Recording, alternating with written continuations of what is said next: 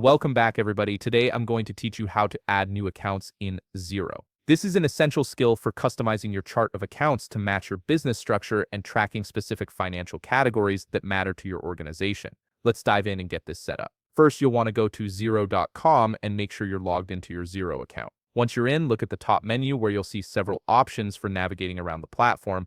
Click on Accounting in that top menu. This will open a dropdown with various accounting-related features. From this dropdown, choose Chart of Accounts. This is the central hub where all your financial accounts are organized and managed. Once you're viewing your Chart of Accounts page, you'll see a list of all your existing accounts organized by type. At the top of this page, look for the button that says Add Account. Often displayed with a plus symbol, click on Add Account to begin creating your new account. This action will open a new window where you'll configure all the details for the account you're about to create. In the Add New Account window, the first thing you need to do is choose an account type from the Account Type dropdown. This is crucial because it determines where your account sits in your financial structure. Your options include asset, liability, equity, revenue, and expense, so select the category that best matches the purpose of your new account. This classification affects how the account appears in your financial reports and statements. Next, you'll see a field labeled Code. If your business uses numeric account codes for organization and reference,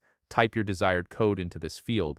Many businesses use these codes to quickly identify accounts, especially in larger chart of accounts setups. If you don't use account codes, you can leave this field blank. Now move to the Name field and type a clear descriptive name for your new account. This name should be specific enough that anyone on your team can immediately understand what transactions belong in this account. Choose something that's both precise and easy to recognize when you're categorizing transactions. Below that, you'll find a description field. While this is optional, it's highly recommended to add a brief description explaining what types of transactions should be posted to this account. This helps maintain consistency across your team and reduces confusion down the line. Next, you need to select the appropriate tax setting from the tax dropdown. Depending on your location and the nature of the account, you might choose options like tax on purchases, tax exempt, or other relevant tax treatments. Selecting the correct tax rate here ensures that transactions posted to this account are handled properly for tax reporting purposes. If you want this account to be visible on your dashboard for quick monitoring, tick the box labeled Show on Dashboard Watch List.